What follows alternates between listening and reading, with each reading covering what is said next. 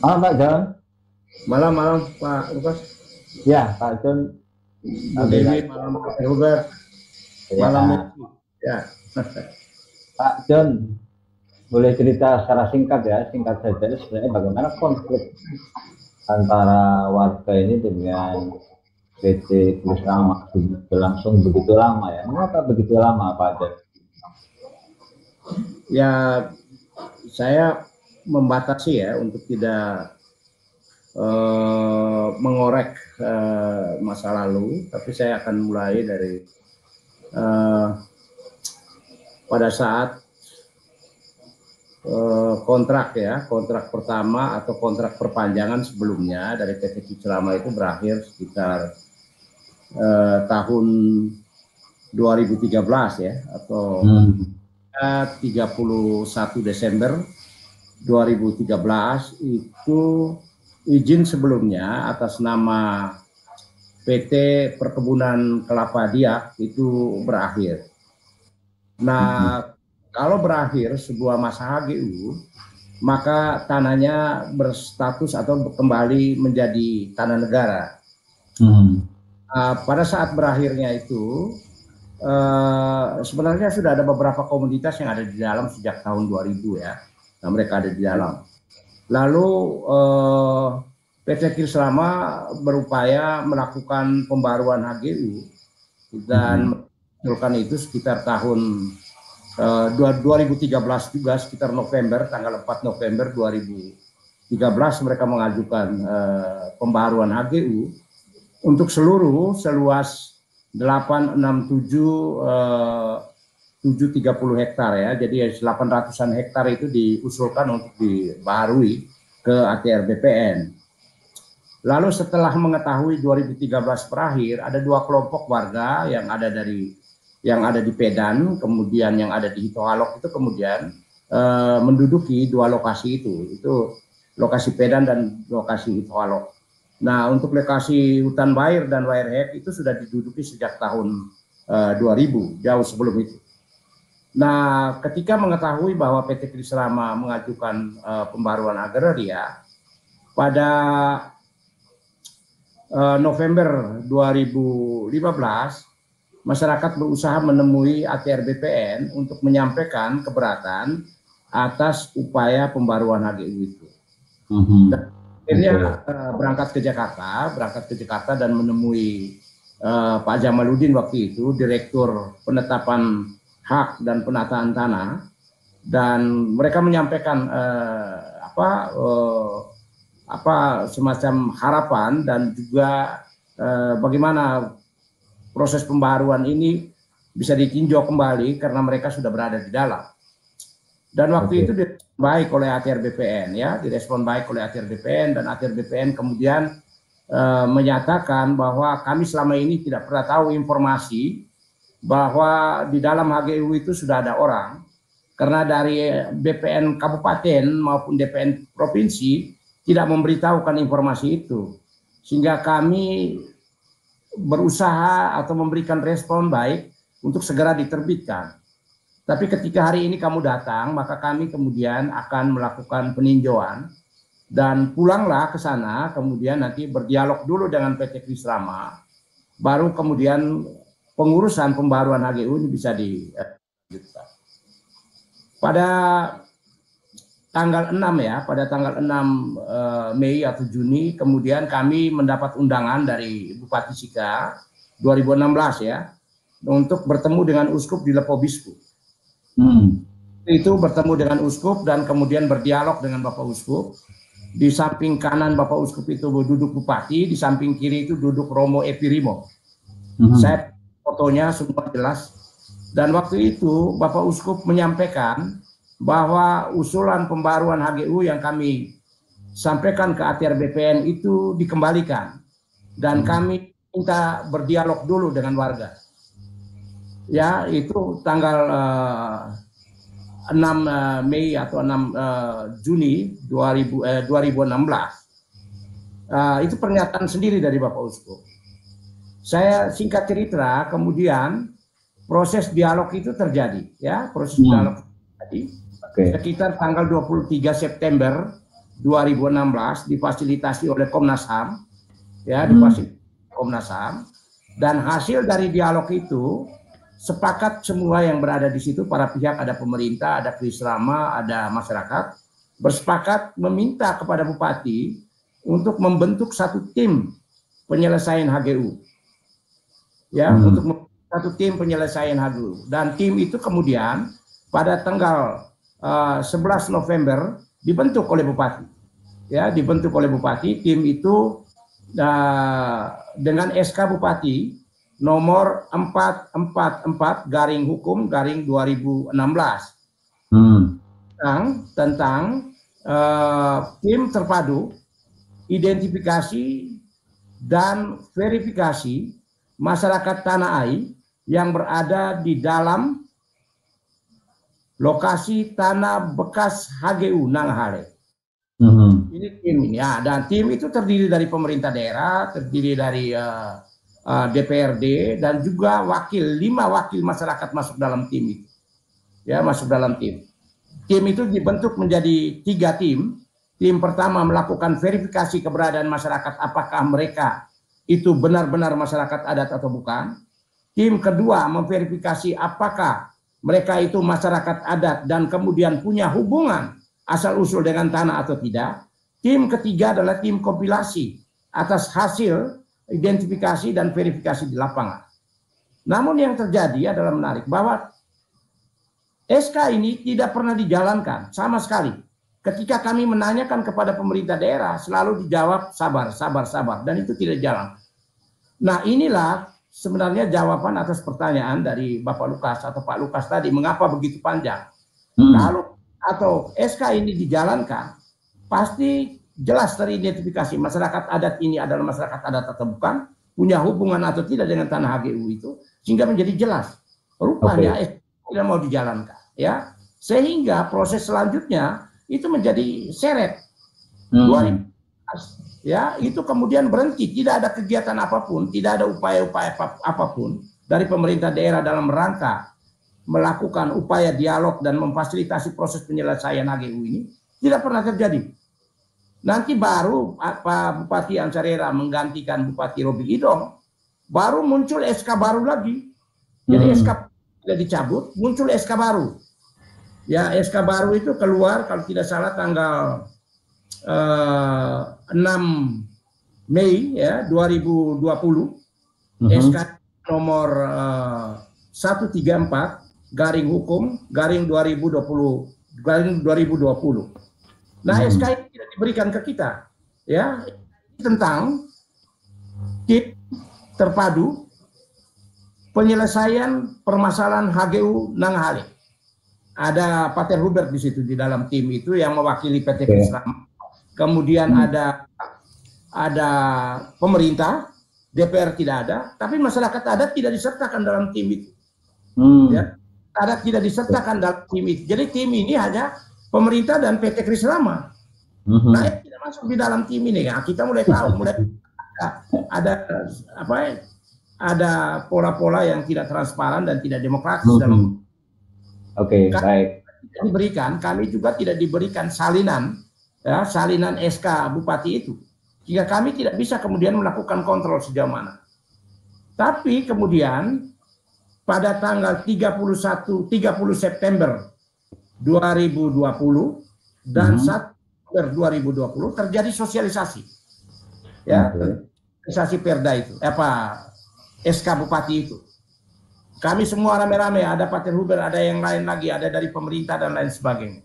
Nah, pada waktu itu yang hadir itu PLT Sekda Pak Sirilus, kemudian yang menjadi tim pelaksana dari ini adalah Kepala Kantor Pertanahan Kabupaten Sika Pak Seko Viena Parera, dan beliau yang melakukan sosialisasi tentang metode pelaksanaan atau mekanisme pelaksanaan dari SK Bupati itu. Pertama adalah melakukan pemetaan existing, ya, melakukan pemetaan existing. Kemudian peta existing, hasil dari peta existing itu didiskusikan dengan warga, disosialisasikan untuk disepakati sebagai alat perundingan. Peta itu disepakati sebagai alat perundingan. Kemudian tahap berikutnya melakukan perundingan. tahap berikutnya adalah hasil dari perundingan ini kemudian ditetapkan dengan SK Bupati lalu dipublikasikan. Ya, lalu dipublikasikan. Setelah dipublikasikan, SK Bupati dan kesepakatan ini dibawa ke ATR BPN untuk ditetapkan atau ditindaklanjuti di lokasi. Jadi berdasarkan kita harus kembali ke ATR BPN. Oke. Nah, sebentar ini SK ini pun ya, SK ini pun tidak dijalankan.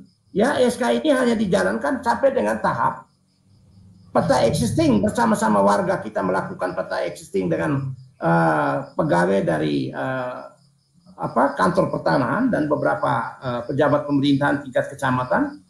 Kemudian setelah selesai peta existing, sosialisasi peta itu tidak pernah, nanti di Pater Hubert bisa kemudian menambahkan untuk soal ini. Sosialisasi peta itu tidak pernah sampai dengan titik temu.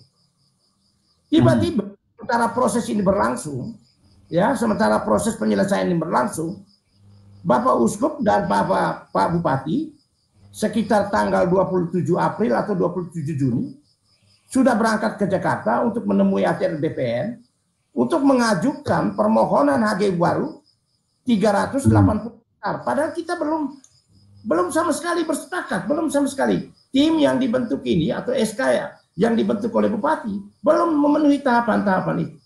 Sudah diajukan pembaruan HGU baru. Nah, HGU baru setelah diajukan itu kemudian balik. Nah, kami sudah tidak lagi masuk ke dalam agenda-agenda berdasarkan SK. Tapi setiap pertemuan, masyarakat selalu diajak untuk mengerti yang sudah diajukan atau menerima saja usulan yang sudah diajukan. Masyarakat menolak. Ayo kita selesaikan SK 134 sampai beres. Kalau semua itu beres, oke lah. Kita akan jalankan. Tapi rupanya itu tidak dijalankan. SK itu dijalankan. Serius, saya menjalankan ini serius dalam proses ini. Nah, yang terjadi sebentar. Yang terjadi selanjutnya adalah seluruh proses hukum, ya, seluruh proses hukum itu mengabaikan fakta-fakta konflik yang terjadi di lapangan yang belum terselesaikan. Padahal proses penerbitan SKHGU itu boleh terjadi atau boleh dilakukan apabila tanahnya clean and clear. Dimasukkan dengan clean and clear. Yang dimasukkan dengan clean and clear adalah tidak boleh ada pihak lain di dalam tanah itu dan tidak boleh ada keberatan, konflik atau permasalahan dengan pihak lain. Kalau masih ada dua hal ini maka harus diselesaikan dulu. Ya, harus diselesaikan dulu. Jadi kalau proses ini kemudian kami selalu dianggap memperpanjang proses ini, inilah faktanya. Inilah faktanya. Nah, jadi saya sambung dulu sedikit, sebentar Pak Lukas. Nah, di dalam perjalanan itu masyarakat selalu melawan. Terakhir sebelum saya menutupi sesi pembicaraan saya ini, terakhir Pak 20 Juni 2023 ini adalah satu tahapan penting dalam penetapan HGU. Adalah tahapan pemeriksaan tanah oleh panitia B. Dilakukan. Yang hadir waktu itu datang adalah Kakanwil BPN Provinsi Nusa Tenggara Timur, Bupati Sika, kemudian dengan rombongannya datang ke lapangan untuk melakukan pemeriksaan tanah B. Tapi kemudian pemeriksaan tanah B itu batal karena masyarakat berkeberatan. Masyarakat berkeberatan, tim itu kemudian dicegah untuk melakukan pemeriksaan tanah B dan mereka pulang. Tidak pernah terjadi pemeriksaan tanah B. Ya, tidak pernah terjadi pemeriksaan tanah B. Kalau itu terjadi pada 2 persil awal yang ada di Napunbiri, ya, dan yang ada di Patiau. Sementara yang ada di Wirehead, yang ada di Hutan Bair, yang ada di Pedan, semuanya tidak pernah dilakukan pemeriksaan tanah B. Ya, pemeriksaan tanah oleh panitia B karena mereka kemudian dihadang dan pulang. Nah, kemudian dalam beberapa informasi yang mereka sampaikan bahwa pada saat sore kami pulang, itu kami datang lagi untuk melakukan pemeriksaan. Bayangkan, ini pemerintah ini yang menyebut begini. Padahal asas untuk melakukan sebuah proses penetapan hak harus transparan dan partisipatif. Tapi ini tidak terjadi, lalu diklaim bahwa sudah dilakukan pemeriksaan tanah B. Masyarakat bilang, sejak kamu pulang, sampai besoknya kami tetap berada di lapangan di titik-titik dan kami menjaga untuk tidak terjadi lagi pemeriksaan tanah B setelah proses yang gagal di siang hari. Jadi kalau teman-teman melihat ada satu video cuplikan dulu, Bupati kemudian berseteru dengan wartawan, dengan media waktu itu, ya kalau tidak salah dengan iNews, itu sebenarnya pada saat peristiwa itu, Bupati melarang untuk melakukan dokumentasi terhadap peristiwa itu karena pemeriksaan tanah B gagal dilakukan. Jadi saya kira awal ini kenapa dia begitu panjang? Karena kami berada di dalam bayangan-bayangan kekuasaan yang demikian kuat, sementara masyarakat berjalan di bawah koridor kesepakatan. Dua SK Bupati itulah yang menjadi dasar untuk mengambil tindakan di lapangan. Dan tentunya kami percaya dengan musyawarah itu kalau terjadi pasti problem ini bisa dilakukan. Saya kira komunitas yang menjadi anggota masyarakat adat, Aliansi Masyarakat Adat Nusantara. Salah satu dari mereka yang menjadi tokoh perintis dan juga selalu menyebut dirinya adalah penggagas, adalah orang yang terlibat di dalam pendirian Aliansi Masyarakat Adat Nusantara pada 17 Maret 1999. Nah, dua komunitas ini adalah komunitas adat yang menjadi anggota dari Aliansi Masyarakat Adat Nusantara dan juga menjadi bagian dari perjuangan bersama dengan Konsorsium Pembaruan Agraria dalam rangka memperjuangkan hak-hak berhubungan dengan reforma agraria. Jadi mereka ini bukan orang-orang yang tiba-tiba kemudian datang dan meminta bantuan kita, tapi mereka ini adalah konstituen yang kemudian memandatkan ke kita untuk bisa berjuang bersama mereka. Nah, itulah yang kemudian menjadi kenapa kami bersama mereka sampai dengan hari ini. Itu satu. Dan yang kedua, langkah-langkah kita lakukan ke depan adalah ya kita tetap aja berada dalam koridor negara dalam konteks bahwa seluruh proses penyelesaian ini akan menempuh dua cara ya. Cara pertama adalah advokasi berkaitan dengan administrasi negara. Jadi kita akan berupaya untuk bisa ketemu dengan pihak ATR BPN, Kementerian ATR BPN untuk memastikan bahwa aturan-aturan yang sudah dikeluarkan oleh ATR BPN itu ditegakkan. Karena kalau itu tidak ditegakkan, maka seluruh proses ini kemudian akan menjadi tidak berguna. Mengapa?